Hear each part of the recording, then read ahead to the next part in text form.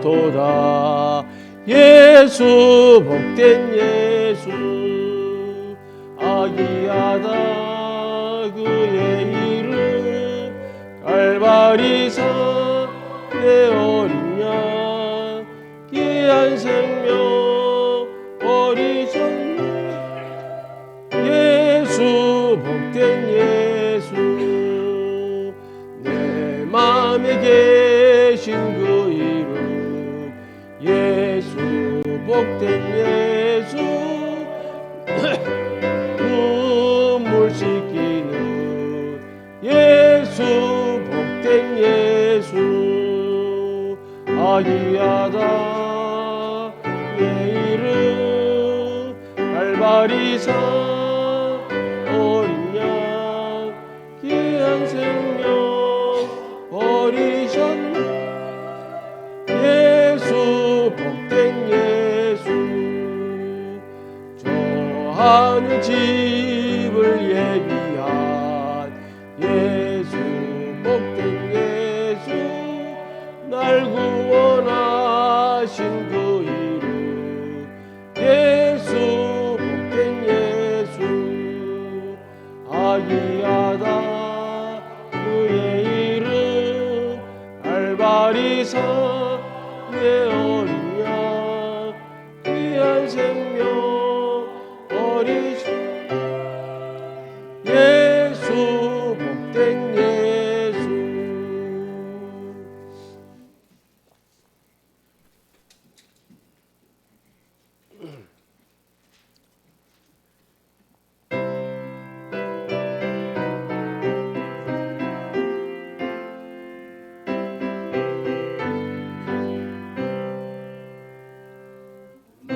참된 친구 되신 구주 예수 너는 그의 사랑 알고 있느냐.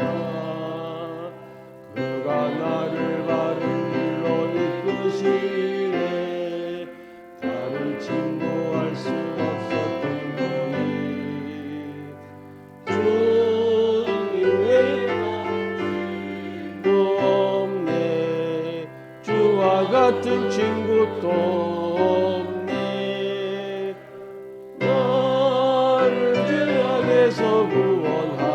구원하셨으니 그의 사랑을 부셔라.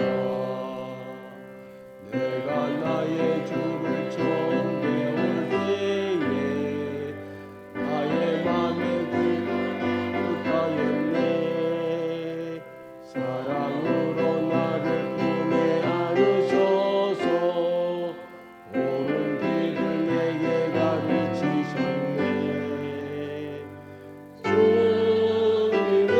다른 친구 없네. 주와 같은 친구도 없네. 나를 죄악에서 구원하시니 그의 사랑 크셔라. 매일매일 나의 맘이 새로움을 주가 나를 사랑할 죽을 나를 구속하신 참된 친구 그야 만날 기쁜 나를 부르네. 주님 외에 다른 친구 없네. 주와 같은 친구도 없네. 나를 구원하셨으니 그의 사랑 크셔라.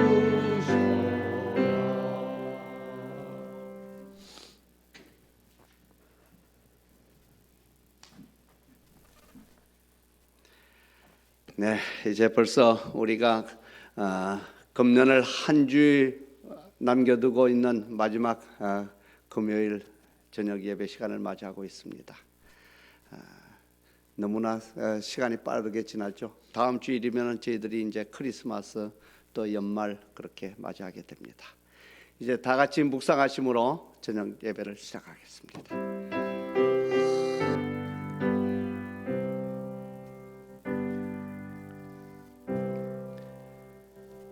네, 이제 다 일어나셔서 196장 참여 부르시겠습니다. 이 참여에 김경희 집사님 대표 기도해 주시겠습니다.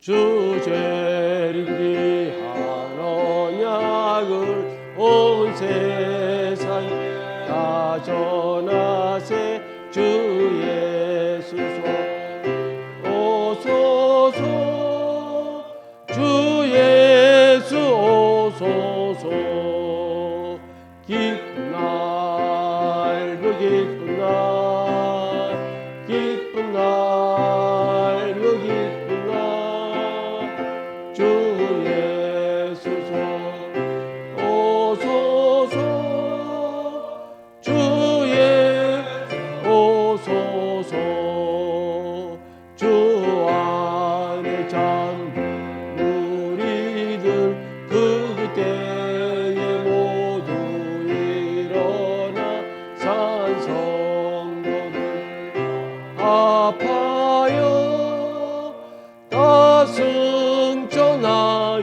승천하겠네 기쁜 날 그 기쁜 날 기쁜 날 그 기쁜 날 주의 속히 오소서 주 예수 오소서 새 예루살렘 도성이 이 땅에 내려올 때에 무죄하고 영원히 다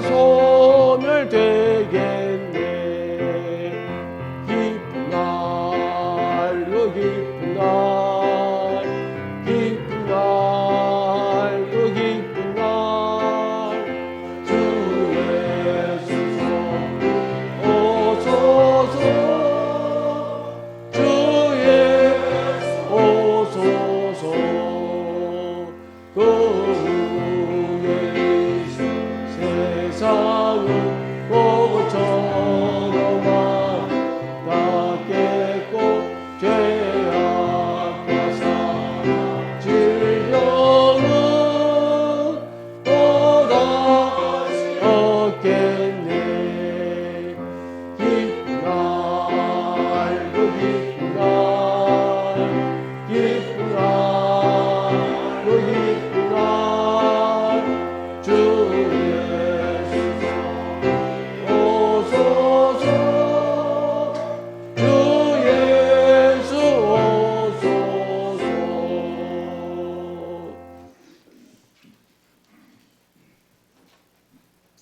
우리 다 같이 머리 숙여 기도드리겠습니다.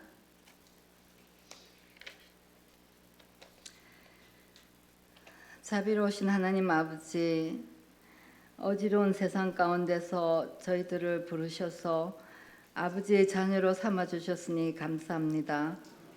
지금까지 사랑과 은혜 가운데 저희들과 동행하셔서 이 자리에 있게 하신 것 또한 감사합니다.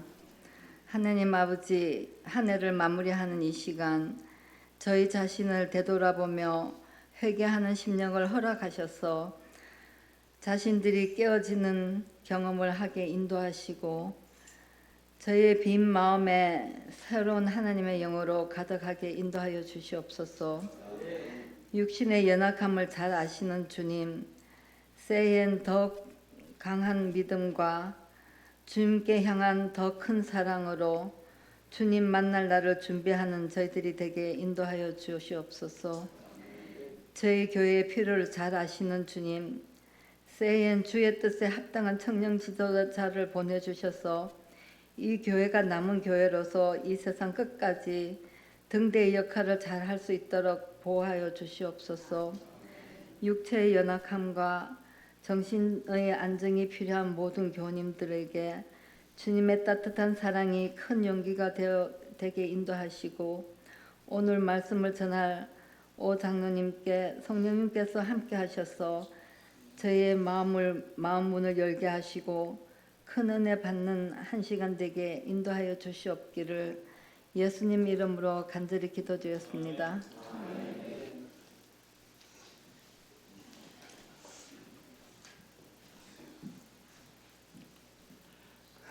네, 오늘 저희들이 특별히 우리 오이 장로님을 모셨습니다.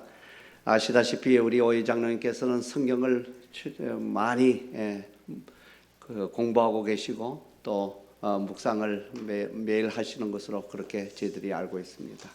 그동안 공부하신 내용 중에서 특별히 오늘은 성소의 정결 이 문제에 대해서 우리 오이 장로님께서 메시지를 주시겠습니다. 귀한 은혜 받는 시간 되시기를 바랍니다.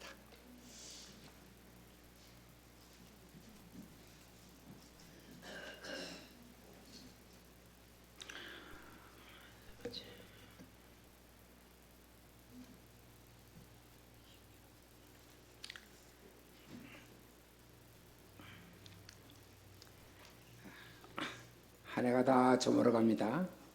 얼마 안 있으면 새해를 맞게 됩니다.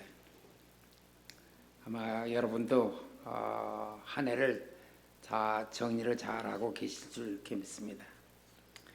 제가 이 시간을 빌어서 가든그로브 성도님들 감사하다는 말씀을 전하고 싶은 것은 아시다시피 저의 집사람이 거의 정말 힘든 시간을 보내서 거의 갔을 뻔했는데 하나님의 풍성한 은혜와 또 여러분의 간절한 기도에 의해서 살아남았을 뿐 아니라 이젠 대예배 안식일에 참석할 수 있도록 이렇게 됐습니다. 감사합니다. 감사합니다. 하나님의 은혜와 그 축복이 사실 헤아릴 수가 없는 것이죠. 정말 생각해 보면 볼수록 기적 하나하나가 다 하나님의 은혜예요. 감사할 수. 제가 성경절 셋을 찾아내서 다음 해에 한번 같이 이거 생각해 보는 시였던 것을 여러분의 하나님의 그 인도하심과 축복이 새해에도 계속되기를 바라면서 세 절을 찾았습니다. 하나는 히브리서 11장 6절에 있는 말씀입니다. 믿음이 없이는 기쁘시게 못하나니 하나님께 나아가는 자는 반드시 그가 계신 것과 또한 그가 자기를 찾는 자들에게 상 주시는 이심을 믿어야 할지니라. 시편 18편 1절 2절입니다. 나의 힘이 되신 여호와여 내가 주를 사랑하나이다. 여호와는 나의 반석이요 나의 요새시요 나를 건지시는 자시요 나의 하나님이시요 나의 피할 바위시요 나의 방패시요 나의 구원의 뿌이시니 나의 산성이시라. 은혜와 긍휼과 평강의 하나님 아버지와 아버지의 아들 예수 그리스도께로부터 받은 진리와 사랑 가운데서 우리가 함께 있으리라. 그래서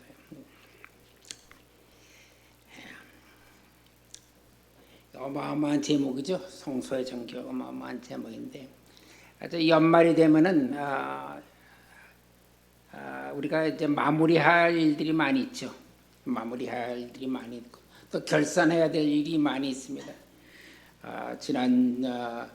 지난주에 우리가 이제 그 연말 기도회 끝나고 하나님과의 결산을 여러분들 했으리라고 이렇게 믿습니다. 이스라엘 백성의 가장 큰 연말 행사는 뭔가 하면은 속죄일에 사람과 사람과의 관계, 또 사람과 하나님의 관계를 재정비하고 속죄하는 성소의 정결이라고 그렇게 할 수가 있겠어요. 왜냐하면 그때 정결되지 않은 사람들은 이스라엘 족속에서부터 끊김을 당하기 때문에 그렇기 때문에 그들은 이 속죄 행사를 위해서 굉장히 준비를 하는데 속죄일 이스라엘 달력은 7월 12일 속죄일 될 열흘 전부터 이 나팔을 부는데 소파라죠. 나팔을 하루에 몇 번씩 부냐면 100번을 불어요. 그렇게 알려져요. 100번을 불어가지고 사람들이 준비시키는 거지. 대속죄이었어요.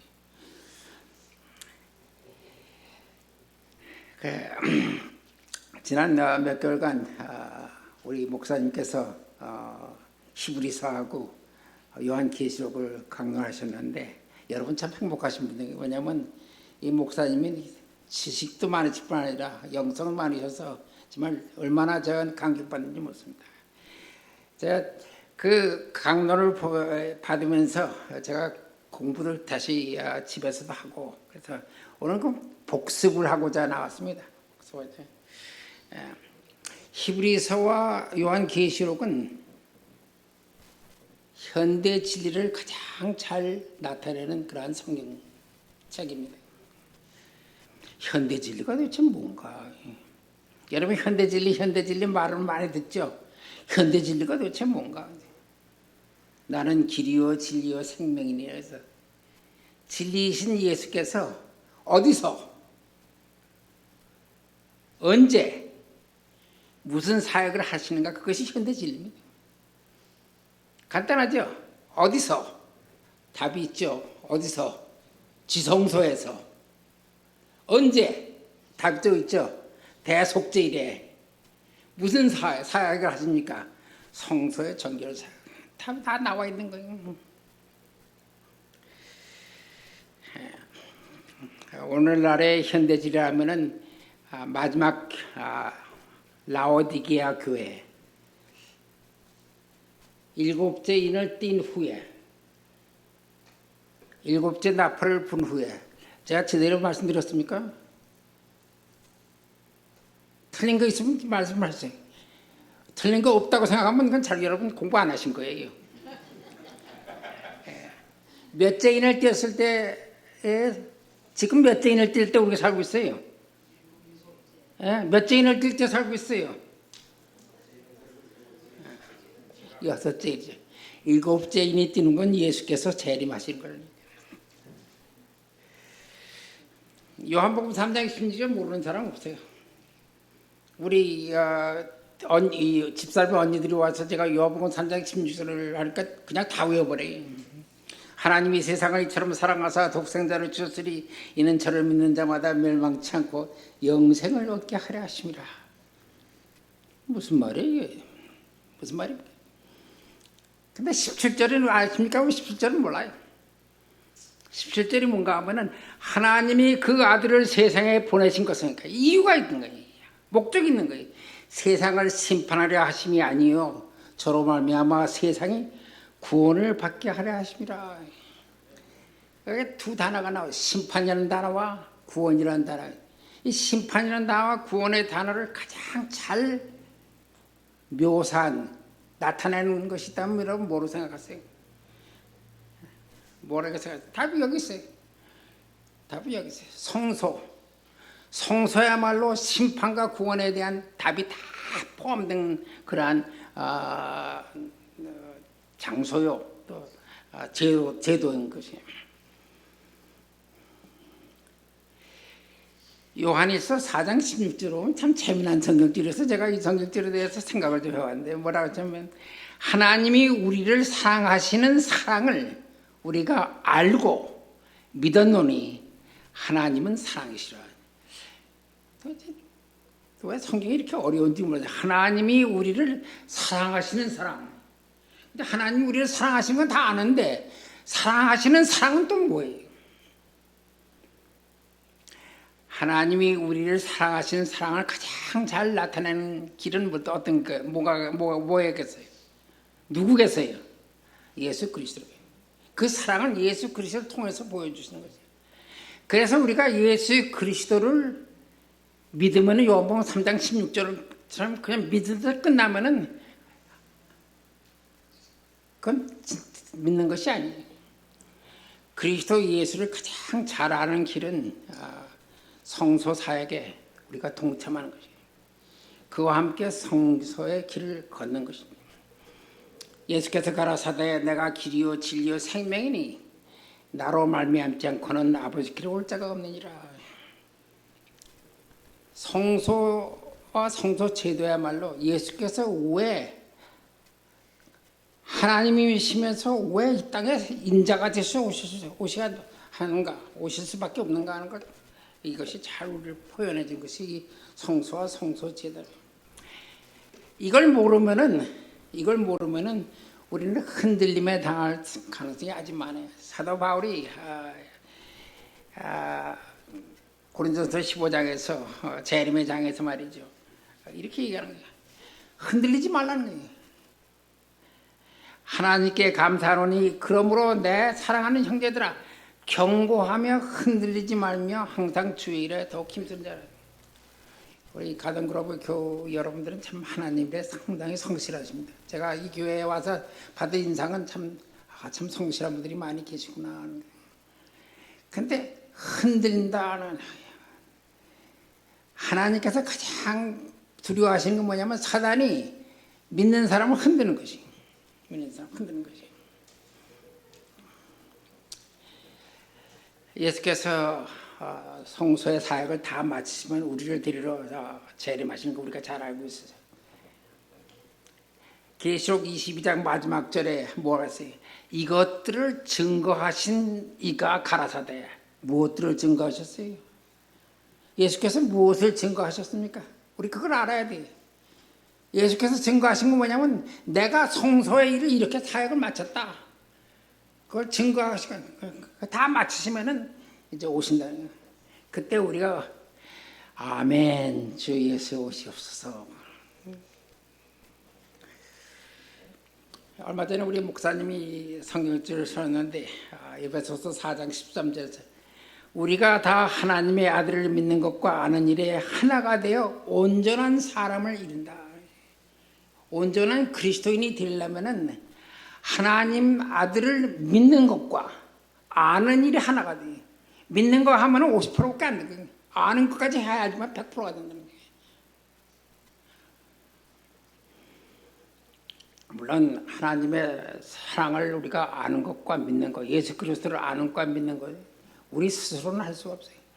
여러분 마음 가운데 성령이 계실 때 우리가 하나님의 아들 예수 그리스도의 사랑을 우리가 깨달을 수가 있게 되는 거죠. 자, 다시 정리해 볼게요. 현대 진리는 시간적 개념으로는 언제예요?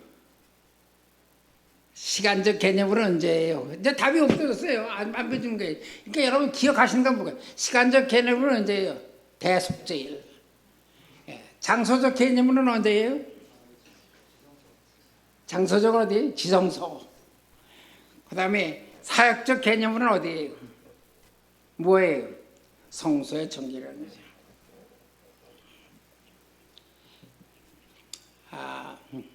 요한복음 14장에 우리가 잘 아는 절들이 많이 있는데 그때 내가 뭐하러 가신다 하는 거죠.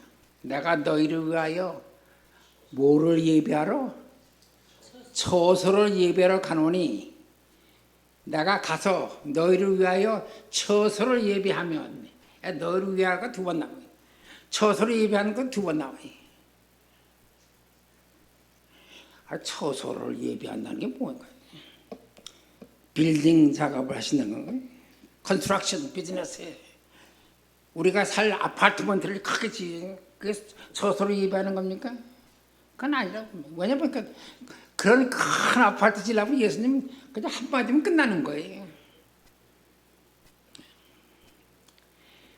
내 있는 곳에 너희도 있게 하리라. 내 있는 곳이 하나님의 처소인데 그 내 있는 곳을 예비하면 내가 너희를 데리러 오겠다. 하나님 아버지의 처소는 성소예요. 성소가 언제부터 있었습니까? 질문하면 성소가 언제부터 있었습니까? 죄가 들어온 후부터 성소가 있었어요? 아니죠. 하나님이 계실 때부터 뭐예요? 언제 계신지 모르는 거예요. 성소예요. 에레미야서에 나오는 말이죠. 원수. 그러니까 최초로부터 있었다. 근데 처소를 예비한다는 뜻이 뭔가 하면은 성소를 정결하면 내가 오겠다. 성소의 정결이 끝나면 내가 너희를 데리러 다시 오겠다. 이 성소가 우리 하늘에만 있는 게 아니라 제3의 하늘이죠. 제3의 하늘에만 있는 게 아니라 우리 마음속에도 연결되기 때문에 성소의 정결이라는 것은 하늘 성소의 정결뿐 아니라 우리 마음속의 정결도 같이 이루어져야지만이 그때 우리는 예수님을 맞을 수가 있다는 것이죠. 죽은 사람한테는 중보가 있습니까? 없습니까? 중보. 죽은 사람한테는 중보가 있습니까? 없습니까? 중보가 있을 수가 없죠. 할 일이 없는데 뭐 죽은 사람이. 잠자는 사람한테는 중보가 있을 수가 없어요. 근데 이 사람들을 위해서 예수님께서 무엇을 할 수가 있어요? 예수님께서 무엇을 할 수가 있어요? 죽은 사람을 위해서 무엇을 할 수 있는 거죠? 증인으로. 증인은 될 수가 있어요. 증인. 언제? 심판 때 증인이 되셔야 돼요. 이게 라오디게아 교회 예수님을 소개할 때 참된 증인을, 참된 증인.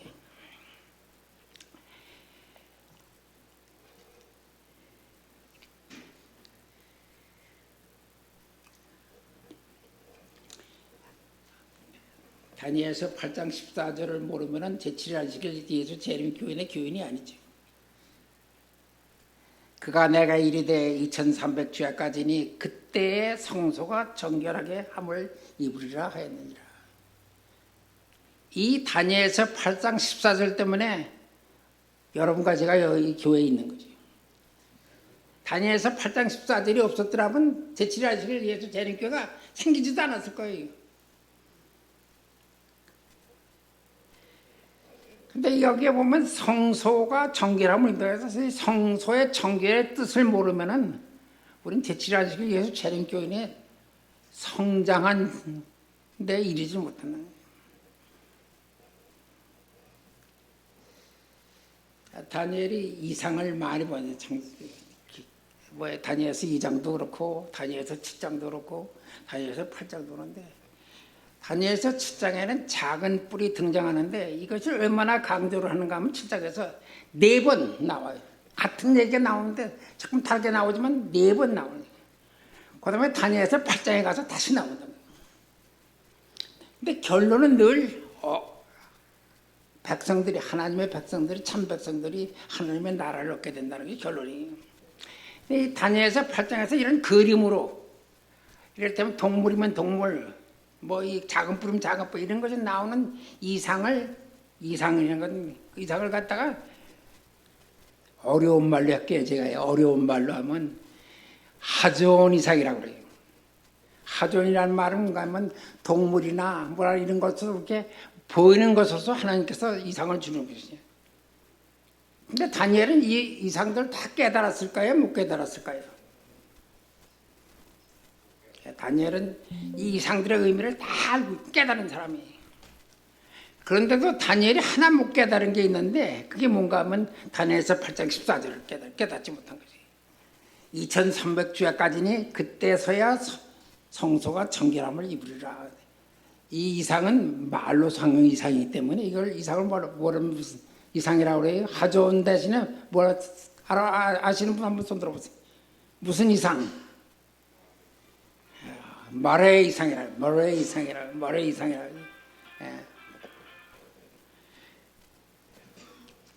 이 작은 뿔이 얼마나 센가 하면 말이죠.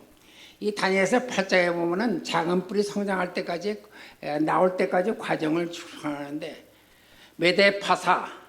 메데파사를 그런 양으로 나오죠. 수양은 강대하다. 그 다음에 바다에 나오는 이 수염소, 뿔이 큰 뿔이 나는 수염소는 그 힘이 아주 강대하다.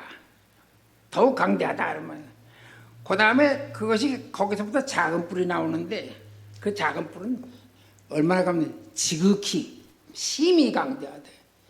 근데 작은 뿔이 심히 강대하는 작은 뿔의 마지막 부분은 뭐냐면 하늘 군대에 미칠 만큼 힘이 강대하다.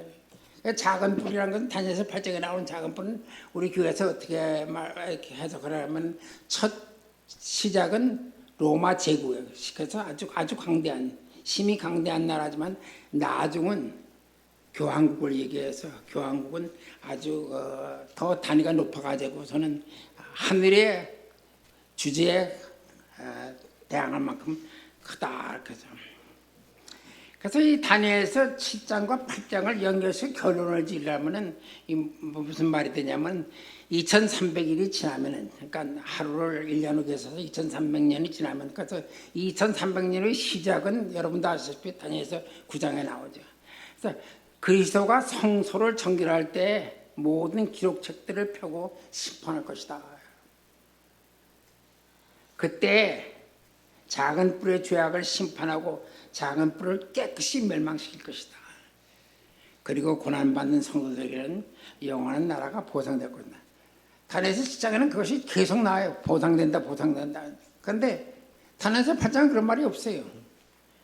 언제 영원한 나라가 보상된다면 다니엘서 12장에 가서야 나오는 거죠.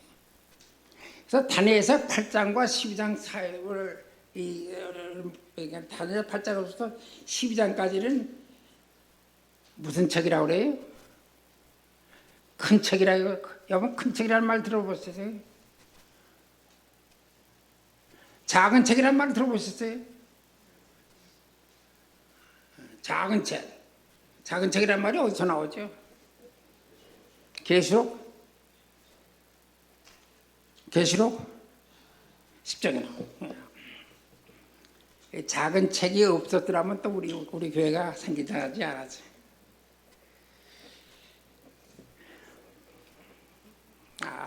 엘렌 G. 화이트이 1890년에 이제 그 리뷰 앤 헤럴드에 이렇게 그리스도께서 하늘 성소에 계시며 그분은 거기에서 그의 백성 위에 속죄하신다.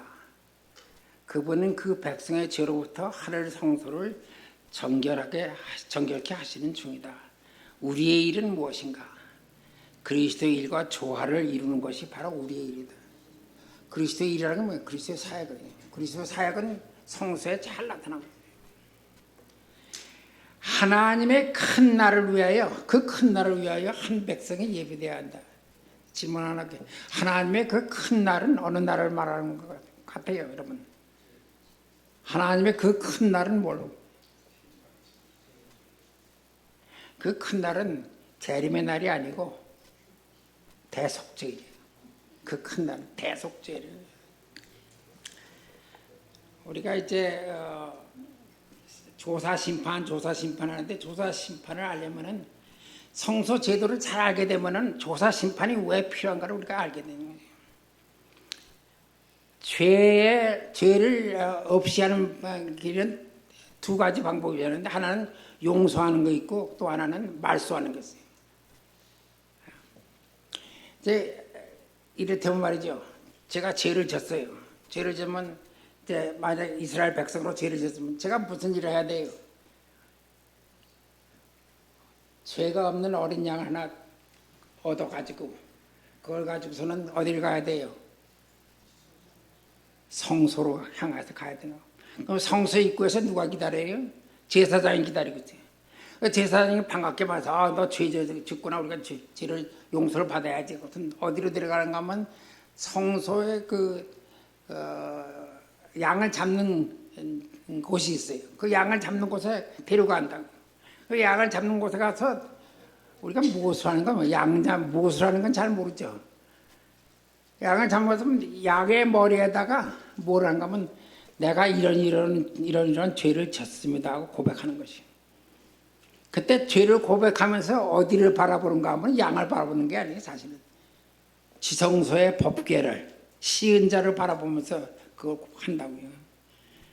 그 다음에 양의 목을 따가지고 피가 나고 그 피에다가 죄를 담아가지고 제사장이 성소로 들어가서 성소의 그 향단, 금향단의 뿌리에다가 바르고 그 다음에 성소의 휘장 앞면에다가 뿌리는 거죠. 그러니까 이 휘장이 얼마나 더워졌을까요? 피로 물들 거예요. 그래서 1년에 한 번씩 이걸 다시 정비를 해야 돼요. 깨끗하게 해야 돼. 그것이 대속죄거든요. 그래서 이 대속죄를 하는 성소의 정기를 하면서. 그래서 그 죄를 갖다가 이제는 누구한테 줘야 되는 거면 아사살 염소한테 줘야 되는데 아사살 염소에게 주기 전에 죄를 성소에 쌓인 죄를 씻어야 되는데 그 죄를 무슨 피로 씻어요? 대제사장이 지성소로 들어가시기 전에 염소 2마리를 데려옵니다.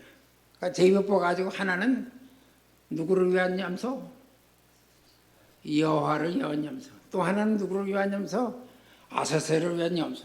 둘을 아사셀 염소는 그냥 문에다 놔두고 그 다음에 여호와를 위한 염소가 희생을 당하요. 그래서 그 피에는 죄가 섞이지 않은 피, 깨끗한 정결한 피라고요. 이 정결한 피를 가지고 들어가서 지성소에 들어가서 피를 뿌리는데 몇 번쯤 뿌렸을까요?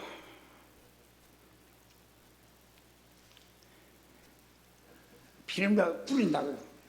지성소에 가서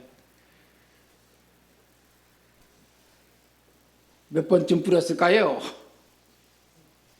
네. 기억하세요. 한 번은 시은자 앞 동쪽에 한 번 뿌리고 그 다음에 그 법궤 앞에 7번을 뿌린다. 그 피를 뿌리고 나면 그것이 성소가 정결이 된 거예요. 그럼 그 피를 가지고 그 다음에 뿌리는 거예요. 그 피를 정결. 그래서 그 죄가 이제 다 뿌려지면 죄가 다 이 성소에 없어지면서 죄가 어디로 옮겨져야 되는데 그 죄를 아사살 염소한테 가서 대제사장이 우리 죄인이 염소한테 가서 염소가 아니라 양한테 가가지고서는 우리 죄를 고백하는 것처럼 아사살 염소한테 가서 죄를 다 그에게 넘겨주는 거지. 그래서 그 아사살 염소를 갖다 무인지경으로 보내는 거예요. 그래서 죄의 말소라는 것은 아사살 염소가 죄에 가지고 떠나는 거예요. 그래서 우리 사람들에게는 죄가 말소되는 거죠. 다른 그림으로 표현하면 이래요. 매일 드리는 제사는 용서예요. 매일 드리는 제사는 죄가 성소에 축적되는 것이고 1년에 한 번씩 드리는 제사는 대제사 속죄일에 드리는 것은 죄의 말소예요. 죄의 말소다.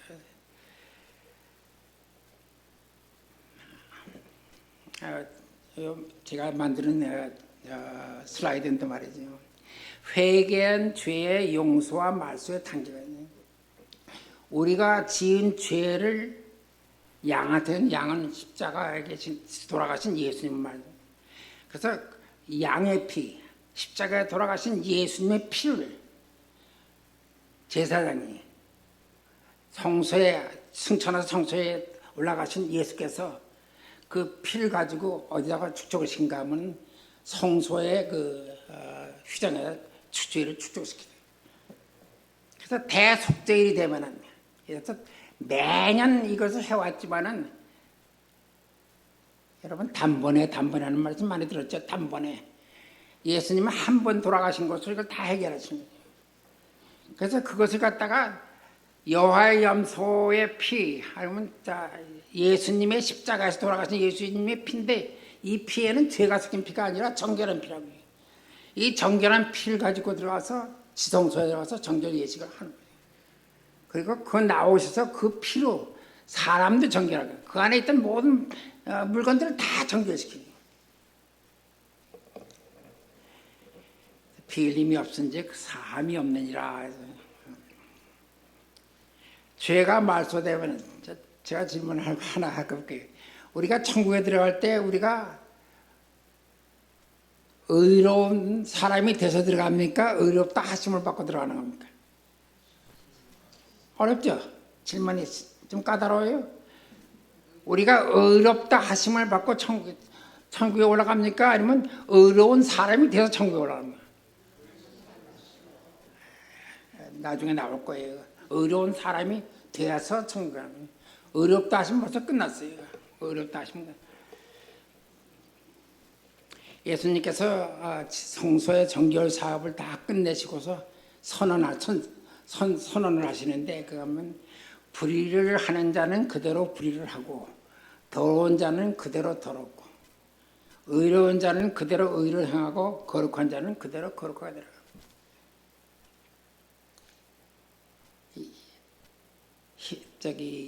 다니엘서 12장에 예수께서 일어나신 자 서시는 장면이 나오는데 서시면서 말씀하신 게 바로 이거라고. 불의를 하는 자는 그대로 불의를 하고 더러운 자는 그대로 더럽고 의로운 자는 그대로 의를 행하고 거룩한 자는 그대로. 더 이상 회개도 없고 용서도 없고 그다음에 말소도 없는 거예요. 사람들의 성품은 고정되지. 그래서 이 선언이 끝난 다음에 무슨 일이 생겨하면 소위 야곱의 환란이라는 것이 우리 사람에 관해서 야곱의 환란이라는 게 뭐냐면 예수 그리스도의 중보가 없이 모든 시련을 다 겪는 거라고요. 예수 그리스도의 중보가 없이. 그래서 중보가 없이 어떻게 견디나 하는데 중보가 필요가 없어요. 왜냐하면 이미 이 사람은 거룩한 사람이 됐기 때문에 더 이상 아무리 괴롭혀도 거룩한 사람이 더러워질 수가 없고 의를 행하는 것이 불의를 행할 수가 없다.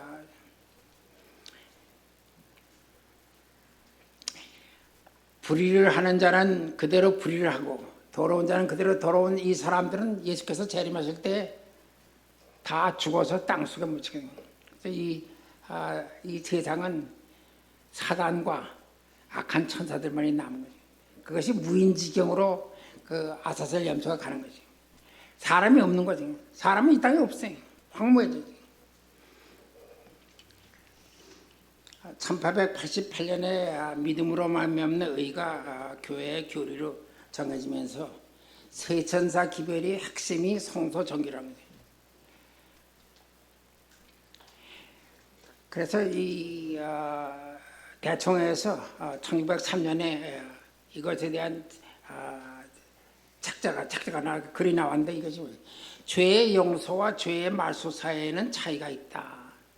죄의 용서를 위하여 복음이 전파되는 것과 죄의 말소를 위하여 복음이 전파되는 것과 사이에는 차이가 있다.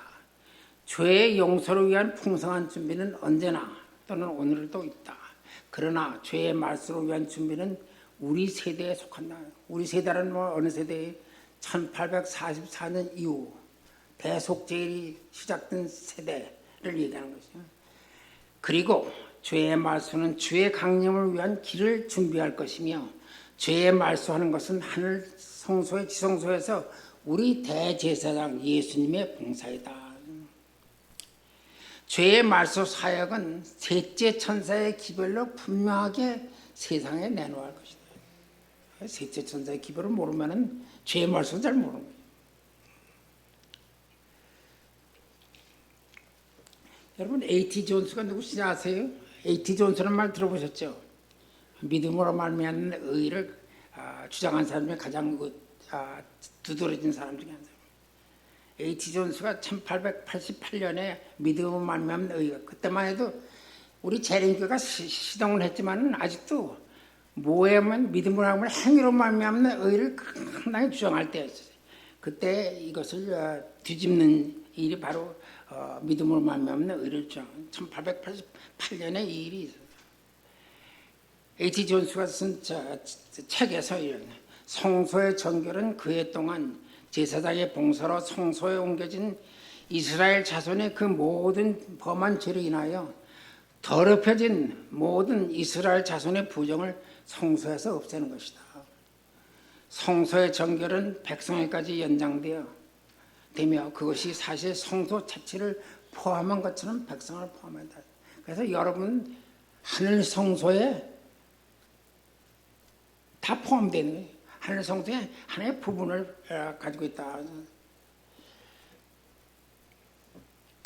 엘렌 G. 화이트 대정표에서 이라고 했어요. 하나님의 백성들은 성소 문제와 조사 심판에 관한 문제를 분명히 이해할 것이다. 각 사람은 하나님의 법정에 계류되어 있는 소송 사건이 있다. 뭐냐면 죄의 용서는 받았지만 아직도 끝난 것이 아니다. 말소까지 가지는 않았다. 그래서 그것이 계류되어 있는 소송 사건이에요. 심판이 시작되어 착들이 펴질 것과 자신의 운명을 결정하는 자리에 서야 할 엄숙한 관계. 그것이 대속죄일의 관계라는 거죠. 그런 문제에 대한 빛을 받은 모든 사람은, 모든 사람이라는 건 바로 우리 세븐티 어드벤티스트, 우리를 얘기하는 거죠. 근데 빛은 받았지만 모르면 빛 받은 것이 아니죠. 어둠 속에 그냥 남아있는 경우. 그들에게 맡기신 위대한 진리를 증거해야 한다.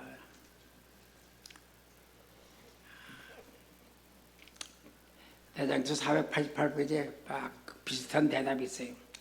하늘에 있는 성소는 사람을 위하여 행하는 그리스도 사업의 바로 중심이 된다. 그것은 구속의 계획을 밝히 보여주고 시대의 제일 마지막까지 우리를 데리고 가서 의와 죄 사이의 투쟁에서 초유의 승리를 나타내 보여준다. 모든 사람이 이 문제를 충분히 연구하여 그들 속에 있는 소망의 이유를 묻는 자들에게는 능히 대답할 수 있도록 하는 것이 중요하다. 제가 이 가든그로브 우리 교우들을 볼 때 참 마음이 뜨거워지는 것은 우리 목사님이 준비 여러 번 시킵니다. 여러분이 목사님 따라가지 못하면 준비 못해요. 이 목사님이 말씀하시는 그 내용을 여러분 깨달아야 돼. 그 깨달은 걸 자기만 갖고 있는 게 아니라 이웃에게 전해야 된다. 죄의 값은 뭐라고 그래요? 죄의 값은 뭐라고 그래요? 사망이라고 그래요. 근데 이 사망을 이 창세기 3장에 어떻게 보면 정령 죽는다라고 해요. 정령 죽는다라는 거고 그냥 죽는다하고 무슨 차이가 있어요? 정령 죽는다. 죽음으로 죽는다가 정령 죽는 거예요. 죽음으로 사는 건 정령 죽는 게 아니죠. 여러분과 저는 죽음으로 살아야 돼요. 혹시 14만 4천 명에 속해서 살아서 구원받은 사람 여기 우리 중에 계시면 더 좋고, 그렇지 못하더라도 우리는 한 번 죽어야지 두 번 죽을 수는 없다는 거예요. 준비는 많이 했지만은 시간이 없어서 가지고 목사님이 다음 해에는 로마서를 하신다고 해서 제가 로마서 말씀 좀 배드릴게요. 로마서 3장 19절에 참미한 말이 있어요. 우리가 알거니와 율법이 말하는 바 율법 아래 있는 자들에게 말하는 것이니 이는 모든 입을 막고 온 세상으로 하나님의 심판 아래 있게 하려 함이라. 율법 아래 있다. 여러분 율법 아래 있습니까? 아닙니까? 어렵죠? 우리 다 율법 아래 있어요. 다 율법 아래 있어요. 그러므로 율법의 행위로 그의 앞에 의롭다 하심을 얻을 육체가 없나니 율법으로는 죄를 깨달음이라. 그래서 여러분 목사님들이 율법은 쉽게 말하면 거울이라는 말을 많이 쓰죠. 거울. 뭐가 묻은 것은 우리가 알지만은 묻은 것을 지워지지는 거울이 하지 않는다. 여러분 이 그림들 많이 보시죠? 많이 보셨을 거예요. 그렇죠? 예. 지성서에서 일어나고 있는 조사 심판을 부정하고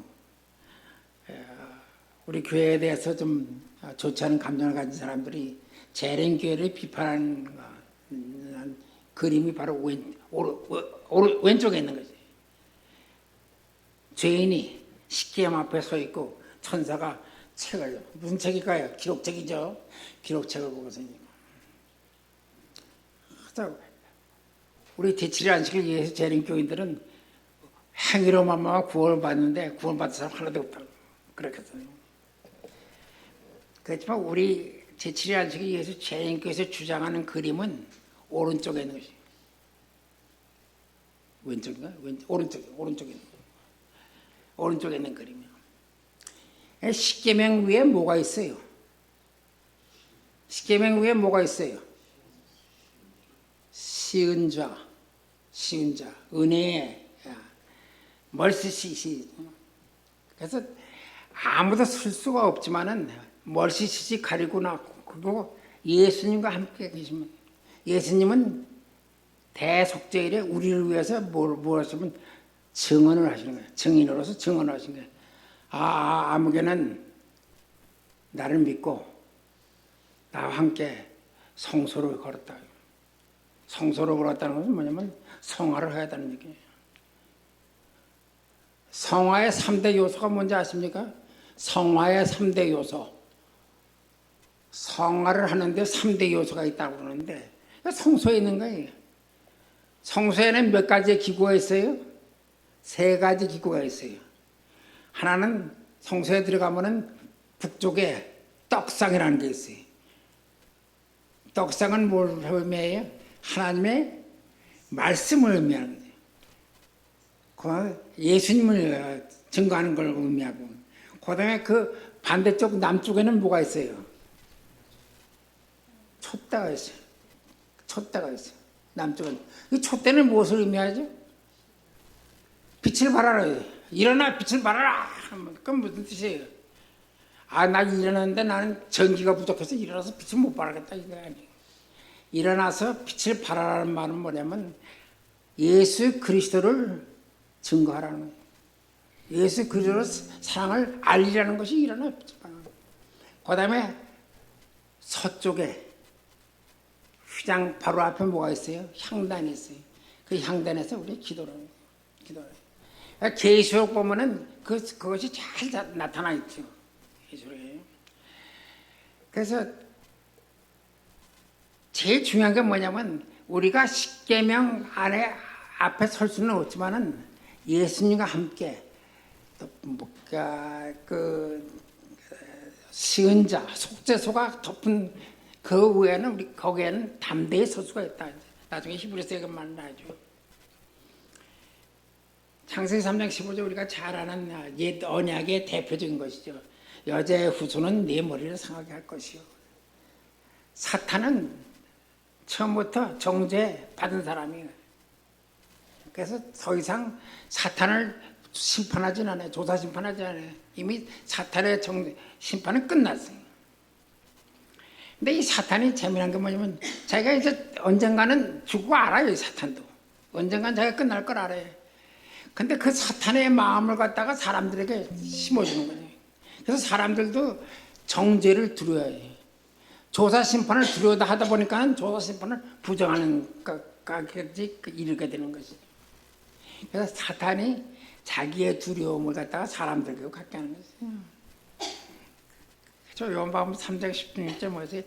하나님이 세상을 이처럼 사랑하사 독생자를 주셨으니 이는 저를 믿는 자마다 심판에서 조사 심판에서 멸망치 않고 영생을 얻게 하리고.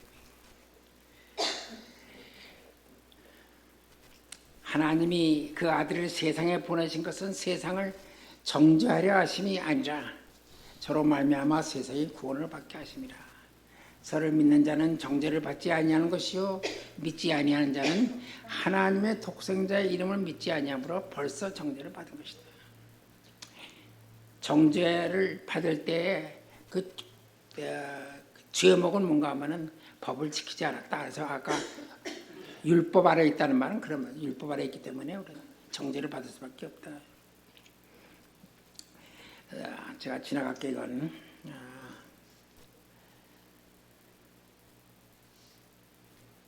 태양 주상 얘기 좀 하겠습니다. 여러분 베세메세라는 말 들어보셨죠? 태양의 집이라는 그런 말인데 베세메세의 주상을 헐라는 말이 있는데 그래서 너의 산당을 헐며 너의 태양 주상을 찍어 넘기며 이게 뭐냐면 이 태양신을 섬기면 이렇게 된다는 거죠. 태양신. 제가 고등학교 그림을 보여주면 이런 거죠. 베세메스라는 것은 이집트의 나일강 하류에 있는 지역인데 이 지역에는 태양신을 숭배하는 신전들이 많은데 그 신전들이 뭐가 있냐면 오벨리스크 석상들이 있어요. 석상들이 있어요. 그런데 이 석상 하나가 어디로 옮겨진가 하면 제가 돌아가야 돼요. 어디로 옮겨진가 하면은 베드로 광장에 옮겨져요. 베드로 광장에. 물론 처음 옮겨질 때는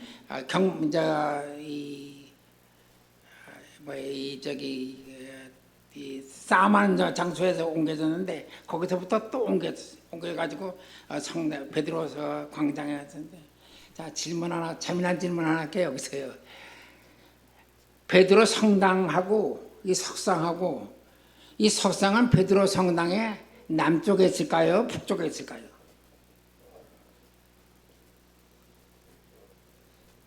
서쪽에 있을까요? 동쪽에 있을까요? 모르죠. 성경을 모르면 모른다고요. 성경을 모르면 모르죠. 에스겔서 8장에 보면 말이죠. 가증한 얘기들이 쭉 나오는데 그 중에서도 가장 가증한 것이 뭔지 기억나세요 혹시? 가증한 것이 이제 뭐 단무스로 성긴 게 가증하다, 뭐 벌레 신상 상한 것이 가증하다 이런 말이 나오는데 그 중에서 가장 가증한 것은 제사장 20명이 어디를 향해서 예수님이 시편 103편 나오나요?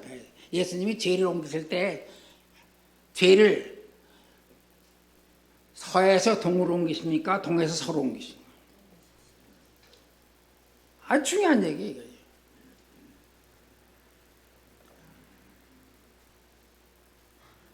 아담과 이브가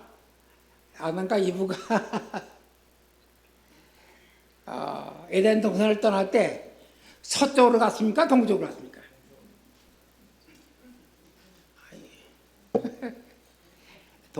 동쪽. 하나님의 지성소는 서쪽으로 향해 있어요. 항상 서쪽으로 향해 있어요. 서쪽으로 향해 있어요.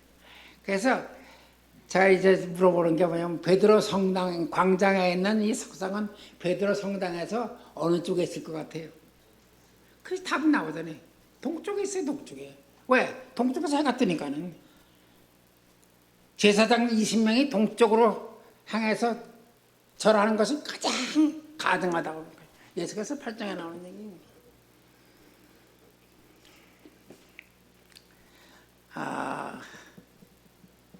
우리 목사님도 하신 얘기인데 히브리서 4장 15절에 우리에게 있는 대제사장은 우리의 연약함을 치유하지 아니한 자가 아니요 모든 일에 우리와 한결같이 시험을 받은 자로되 죄는 없으시니라. 그러므로 우리가 긍휼하심을 받고 때를 따라 돕는 은혜를 얻기 위하여 은혜의 보좌 앞에 담대히 나가시다. 인자이신 예수는 오직 한 사람, 유일한 사람인데 어디 앞에 설 수 있는 유일한 사람이에요? 십계명 앞에 설 수 있는 유일한 사람이에요. 왜냐하면 우리와 같이 한결같이 모든 시험을 당했지만은 뭐가 없어요? 죄가 없기 때문에. 그래서 예수님은 죄가 없어서 돌아가실 수가 없어요. 십자가에서 돌아가셨지만은 돌아가신 거 아니고 쉬신 거예요. 그 다음날 안식일에도 쉬신 거라고. 때를 따라 돕는 어느 때 우리가 은혜의 보좌 앞에 섰을 때 우리가 쓰는 게 아니에요. 우리 대신 누가 우리를 기록한 책들이 대신 서주는 거예요. 이게 골석 재판이라는 게 이런 거예요. 골석 재판에. 그래서 우리 대신에 기록책들이 있는데 때를 따라 돕는 은혜를 얻기 위하여 대속죄에 있는 성소 정결을 할 때에 우리가 은혜의 보좌 앞에 담대히 설 수가 있는 것은 예수 그리스도를 우리가 믿기 때문이고 예수 그리스도를 우리가 알기 때문이고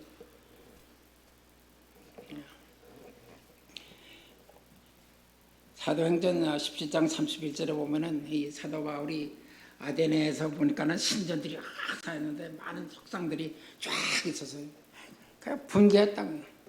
이게 뭐냐면 이게 십계명의 첫째 계명에서 넷째 계명을 다 어기는 거기 때문에. 그래서 뭐라고 얘기를 하신가 하면 이는 정하신 사람으로 하여금 천하를 공의로 심판한 날을 작정하시고. 정하신 사람은 누군가? 예수 그리스도. 천하를 공의로 심판하신 날은 대속죄 이름이죠. 대속죄 이름이죠. 자, 다시 다니엘서 8장 14절에 가면 2300주야까지니 그때 성소가 정결함을 이루리라. 정확하게 얘기해서 대실망이 있는 날, 그날이 언젠가 하면은 1844년 10월 22일이었어요. 계시록 10장에 나오는 얘기죠. 그래서 실망의 한 이유는 뭐냐면 성소가 정결하다는 것을 이 사람들은 뭘로 생각했어요? 예수님께서 재림하신 거로서 이 땅을 정결하게 하셔서 오시는 거로 생각했대요. 근데 그거 틀렸거든요. 때는 맞았지만은 사역이 틀린 거예요. 그래서 계시록 10장에서 다시 예언하라는 말이 그래서 나온 거죠. 계시록 다니엘서 7장은 대속죄의 심판 그 장면이 나오고, 그래서 이제 엘렌 지 화이트는 다시 우리의 대제사장인 주님께서 조사 심판을 하시며 마지막 봉사가 이루고 있는 하늘 성소에서 하나님의 백성들은 이제 그들의 눈을 어디에 고정시켜야 돼요? 현대 진리에 고정. 현대 진리가 뭐예요? 예수께서 어디 계세요? 지성소에 계세요. 어느 때? 대속죄일에. 무슨 사역? 성소 정결 사역.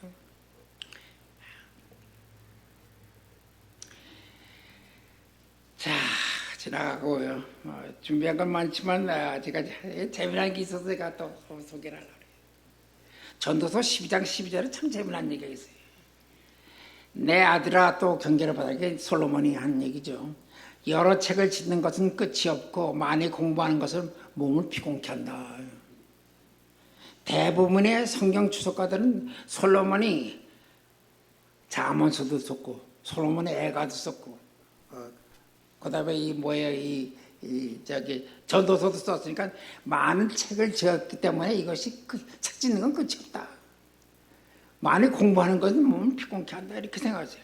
근데 그 다음 13절 가서는 하나님을 경외하고 그의 명령을 지킬지어다. 이것이 사람의 본분이다. 결론은 이거하고는 좀 반대 방향으로 있어요.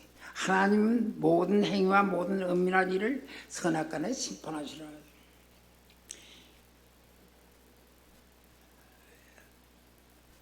생명책이란 말 들어보시죠? 많이 들었을 거예요. 생명책이다. 하늘 생명책 내 이름이 이렇게 올라있다. 생명책을 말할 성경에서는 생명책이라는 단수를 표현하는 단수. 기록책은 뭐냐면 복수의 항상 복수예요. 그래서 우리 인생은 기록책들을 짓는 것이 우리 인생이에요. 우리 인생이라고. 율법의 행위로 기록책을 짓는 것은 해 아래 수고하는 허무하고, 내 노력으로 율법의 요구를 이루려는 것은 몸만 피곤케 한다. 사도 바울의 그 로마서에 나오는 얘기를 그대로 간단하게 표현한 게 이거예요. 간단하게 표현한다. 믿음으로 말미암는 의가 그렇게 중요하다는 것을 여기서 얘기하는 거죠. 하나님을 경외하고 이건 옛 언약이 예수 그리스도를 믿고 이것은 새 언약에 속하는 거죠. 매도 먼저 맞아야 낫는다는 말이 있는데 조사 심판은 우리가 먼저 받아야 돼. 왜냐하면 조사 심판을 받지 않는 사람들은 천국에 못 가는 사람들이에요. 갈 수가 없는 사람들이에요. 조사 심판을 받아야지만이, 그 다음에 심판은 세 단계가 있다 그러죠. 심판에 조사 심판이 하나 있고 그 다음에 뭐예요? 천년기인 심판이 있어요. 그걸 뭐라고 하냐면 천년기인 심판이 있는데 우리가 예수님과 더불어 천년 동안에 내 이 사랑하는 저 친구는 분명히 여기 와 있어야 했는데 왜 안 왔지? 이게 천년기 심판이라고 그 단계예요. 그 다음에 집행심판은 다 불못에 던져지는 거예요. 불못에 던져지는 것은 사단과 악한 천사들과 그리고 죄인들, 죄를 정결치 받지 못한 사람들은 다 거기에. 그래서 이제 계시록 10장에서 우리가 대실망을 한 후에 조사 심판이 있다는 것을 전하라는 말로 뭐냐면 계시록 11장 1절에 나오는 하나님의 성당과 제단과 그 안에서 경배하는 자를 청량하다라는 것은 이것은 조사 심판을 얘기하는 거죠. 성전 밖 마당은 청량하지 말고 그냥 들어와. 이 사람은 벌써 정죄받은 사람이니까 이건 필요가 없는 거예요. 조사 심판을 받는다는 것은 행복한 일이라고. 우리가 반드시 받아야 돼. 조사 심판을 받지 않고 천국에 갈 수가 없기 때문에.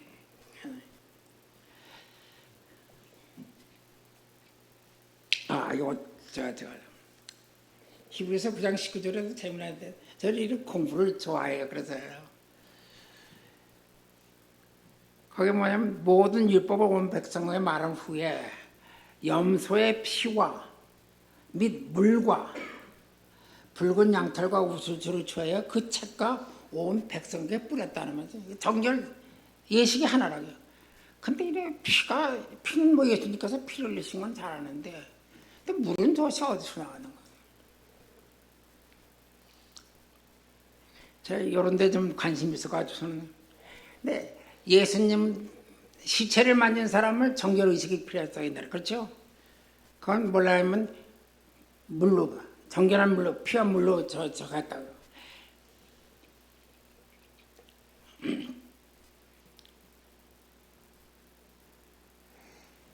그중 한 군병이 창으로 옆구리를 찌르니 곧 피와 뭐가 나와요? 물이 나오더라. 산 사람은 피를 내면 피를 흘렸다고 얘기하지만은 죽은 사람의 저것은 물이 나왔다고. 물이 나왔다. 피가 나왔다고. 흘렸다는 말은 나왔다.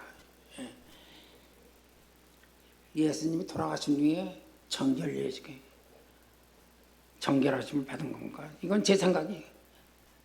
이런 말 저 들어본 적도 없고 어디서 본 적도 없어요. 제 생각이 베레아 사람들 베레아 교인 얘기 들으시죠? 이것이 이런가 저것이 저런가.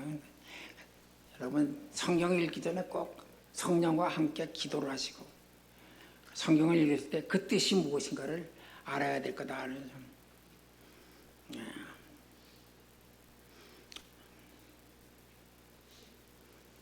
자, 마지막에 되면은 모든 일이 끝나면은 인자가 가까이 문 앞에 이런 줄 알아요. 문이라는 게 단수가 아니고 복수예요. 문들 앞에 남아요.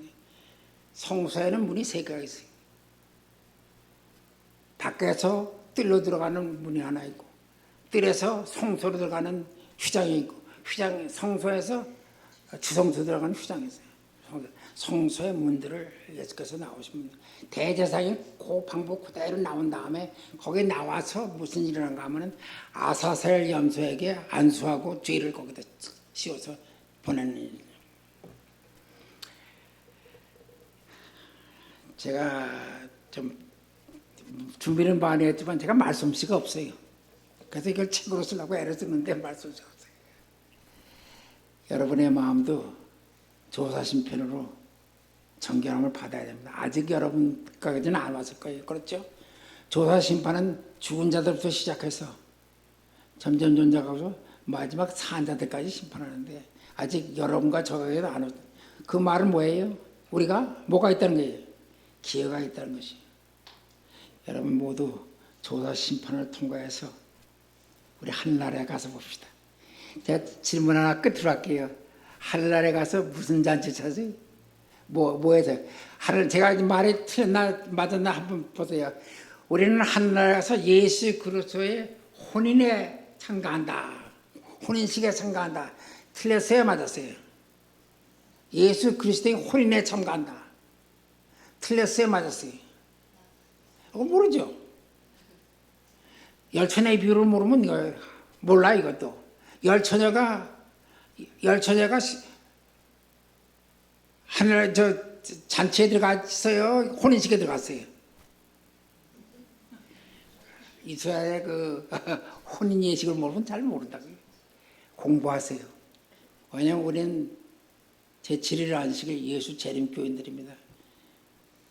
공부하셔가지고 다른 사람들과 함께 그게 세천세의 마지막 기회에 함께 우리가 다 하늘나라에 가서 혼인식은 예수 그리스도께서 일어나실 때 하늘 지성소에 나왔을 때 혼인식은 끝났어요 벌써.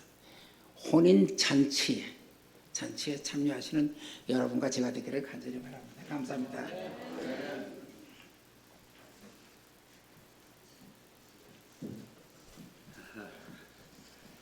네, 장로님께서 특별히 이 성소 문제에 대해서 공부를 많이 하고 계셔서 지금 시간이 부족합니다. 다음에 또 기회가 되면 또 말씀을 주실 기회가 있으면 좋겠습니다. 더 질문이 있으신 분들은 개인적으로 질문하시면 되겠습니다.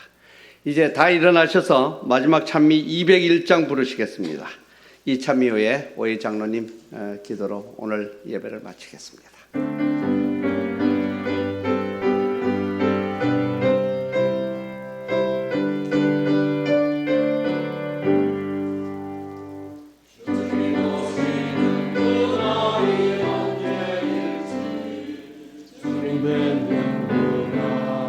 나는 확실히 몰라 나는 의지 성소에서 나를 위해 중보하네 저 휘장이 거치는 날 이 땅 위에 놓치겠네 그때 찬란히 빛나 주님의 영광 나 그곳에 참여하리 하늘 천사들 전하는 찬미 소리 죄악 세상에서 이름 끊지 못하나 주님 손에 나오게 되는 그날에 그 노래를 들으리라 저 천사들 노래 따라 내 주님을 찬미하리 그대 찬란히 빛나는 주님의 영광 나 그곳에 참여하리 주님이란 빛나는 시온성을 지금 세상에서 잃어볼 수 없으나 내 주님이 이 땅에 오시는 그날 나 시온성 보게 되리 저 하늘 문 열리는 날 내 주님을 배우리라 그때 사랑과 평화와 감사의 찬송 완전히 아름다리 하나님 아버지 참으로 감사합니다. 주께서 우리를 택하셔서 진리교회에 들어오게 하시고 진리를 알게 하시니 참으로 감사합니다. 길이요 진리요 생명이신 예수 그리스도가 저의 증인이 되고 저를 위해 중보한다는 것은 얼마나 반갑고 놀라운 소식입니까? 주님 우리 모두가 다 그 조사 심판을 통과해서 영원한 하늘나라 예비된 서초에 하늘 성소에 새 예루살렘에 들어가는 모든 백성들이 되기를 간절히 소망합니다. 다가오는 새해 중 우리가 더욱 열심히 주를 알고 주를 믿게 도와주시옵소서. 예수 그리스도의 이름으로 기원합니다. 아멘.